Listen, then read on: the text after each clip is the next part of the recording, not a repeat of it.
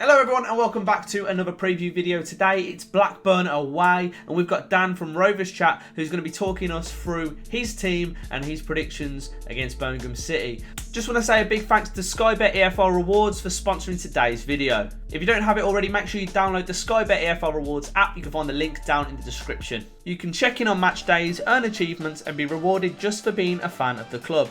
During December they have a whole host of prizes where you can win the cost of a season ticket, Football Manager 22 codes, Puma EFL match balls and more. All you have to do is download the app and play the predictor game where you can select win or draw picks across the fixtures. If you top the weekly leaderboard or place in the top 5, you'll be in the running for some great prizes. Remember, click the link in the description and get involved. It's free after all. Here are my win or draw predictions for this weekend's EFL lineup. So here we go, this is what it looks like and I'm going to go for West Brom, I'm going to go for Bournemouth away, I'm going to go for Blackburn, I think they'll nick it, Blackpool draw, Bristol City, Cardiff, Coventry draw, Millwall draw, Preston, Forest, Reading and Fulham. So there we go, they're my predictions. Hopefully I get them all right because you know I know my football stuff, don't I?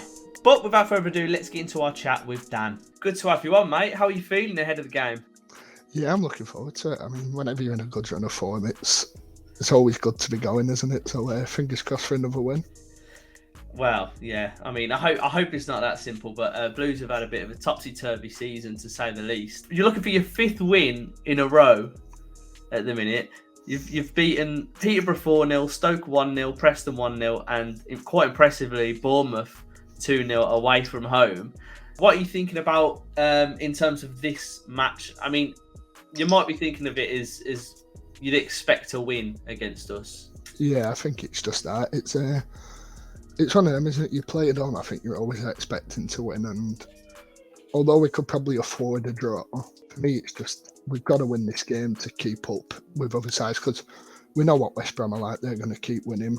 We know that teams below us will keep putting the pressure on. So I think we need that 3 points just to keep this good run going. Yeah, definitely. I'm not sure if you heard my dad was screaming something downstairs then, but never mind.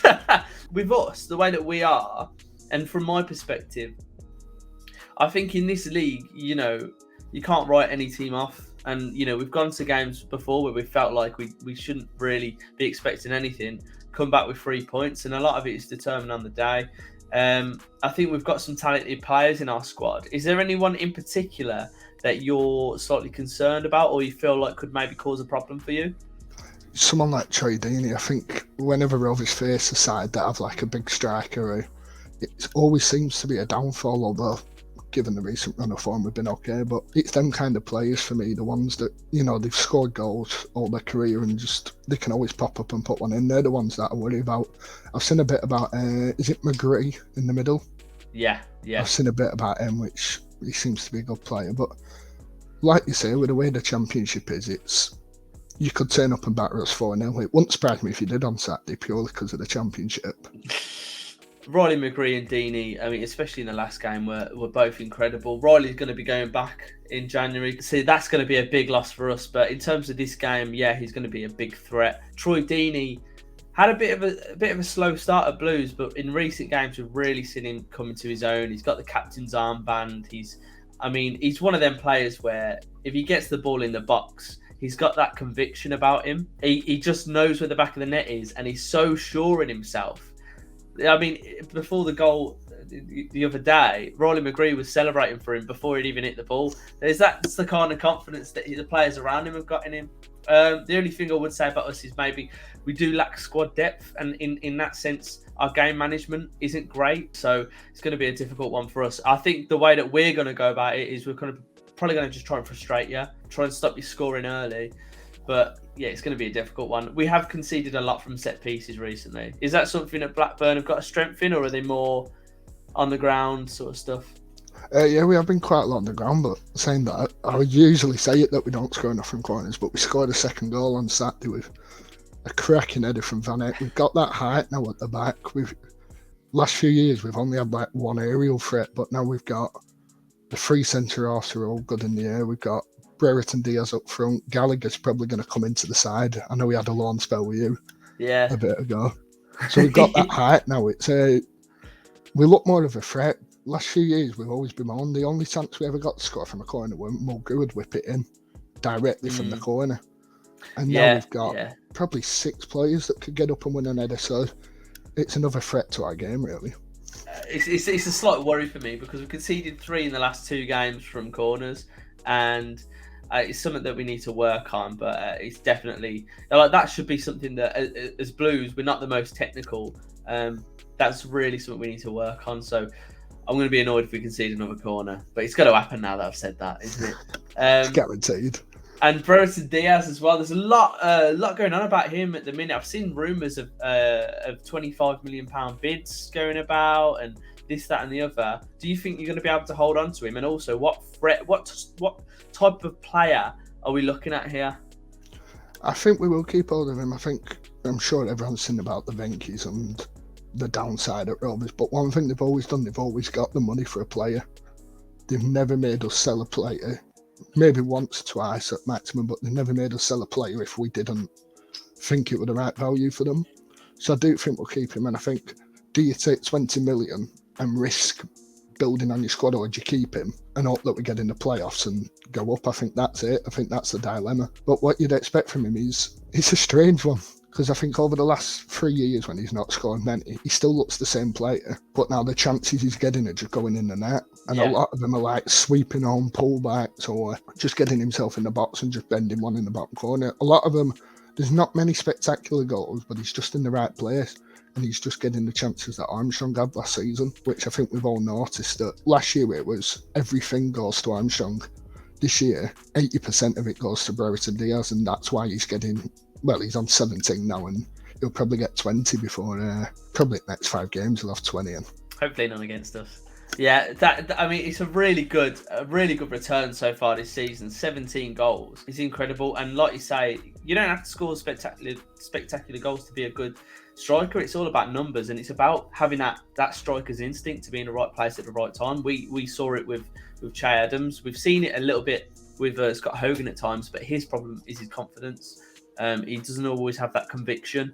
Like if you had Hogan with Deeney's mentality, I think you'd have a top player in there. But there's so many aspects to a striker. But yeah, hopefully we can keep him at bay. How do you see sort of your game plan going on Saturday? So I mean, imagine the way that we're setting up. We tend to go with the 5 at the back. We've got our wing backs coming forwards. We try and be as solid as we can. How do you look like breaking us down, and who do you think's gonna really be the key part in that? I'm really glad you said 5 at the back, because that's how we've been playing. And he has a habit. Mowbray's always had a habit of changing it. There's only playing 5 at the back when he plays against wing backs. I think Saturday was the first time we've played against a 4 back when we've had 5 at the back in a long time. So that will benefit us a lot. Do you know what? There's that many to pick out. It's one of them seasons. I think the midfield 3, we've got Lewis Travis, who's more of a holding player. He's probably not too well known in the Championship, but absolute quality. You've got Joe Rothwell, he'll get us forward. He gets the ball on the edge of our box, and he's at the halfway line in 2 seconds, and he's playing a through ball, and that's where a lot of it's come this year. And then we've got John Buckley. He's in behind the striker. That midfield 3 is just perfect. And I think that's the key to Rovers this season. I think you look at it, and if Brereton's not scoring, it doesn't matter, because these midfield 3 are getting us forward, and it's worked so well since we went 5 at the back. It's been having 3 midfielders who they can all pass a ball, all drive with the ball. You know that it's always, well, if he doesn't get the ball, the other guy will get it. And I think that midfield should win us the game on Saturday, but I don't like getting too confident. Yeah, no, nobody does, mate. I like Blackburn as a team, and I'm glad they're doing well this season. I just hope, obviously for our sake, that we can find a way to grind through and get the better of you. We've struggled with injuries and suspensions recently, and that's why it showed how thin our squad is. But I'm just hoping Deeney's having the right kind of day. I'm hoping Hogan's having the right kind of day, and McGree is as well, and just hoping we can sort of see it out. Obviously, on the weekend, we were 2-0 up. You won 2-0. We lost that 2-0 lead.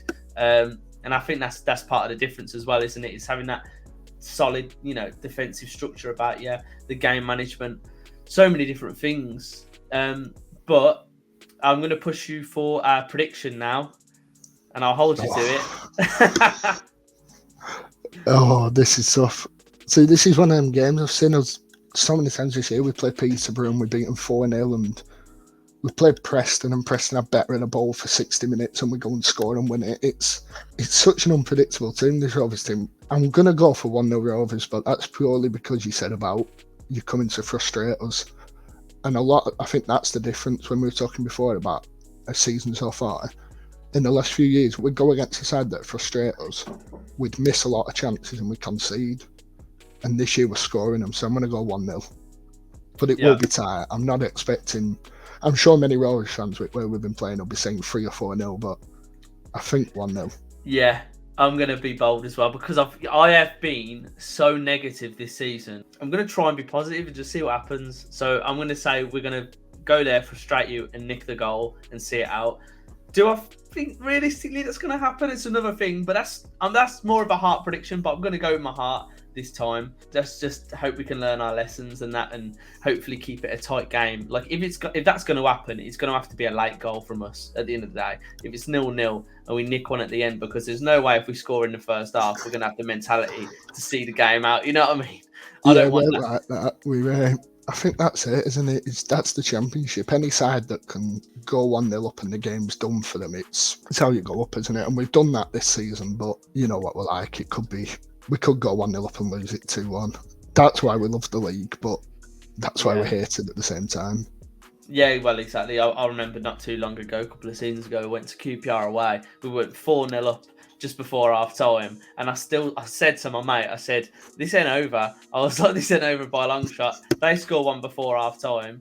They end up taking it to 4-3, and then they get a penalty in the last minute, which we saved. But it was that close, and that's following Blues for you. That's the sort of team that we are, and you can never, ever, ever say. I don't think a lot of teams can say in this league that, it's sound. We're good. That's us, yeah. We were 2-0 up against Coventry.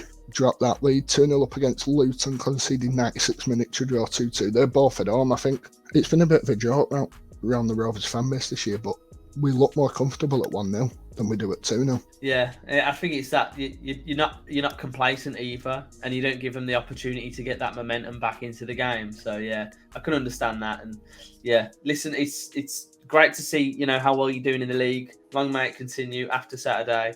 And yeah, we're gonna have to see, mate. We're gonna have to see. I'll bite your hand off right now for a point, mate. But it was lovely having you on, mate. Where can we find your channel? RoversChat. You can find it all social media platforms, mainly YouTube at the moment. But yeah, there's plenty of stuff on for any Championship fan. Okay, perfect. But yeah, lovely to have you on. Thank you. No, thanks for having us. Good luck for the season. So that's it, guys. Thank you for watching, and do let me know who you want us to get on for the Fulham preview. Also, let me know your predictions for the Blackburn game down in the comments below. Make sure you like and subscribe. Check out the podcast, by the way, on Spotify and Apple Music. It's called Tired and Weary. You can find us on Twitter, Tired Weary Pod. But until next time, I'll see you later. Keep right on.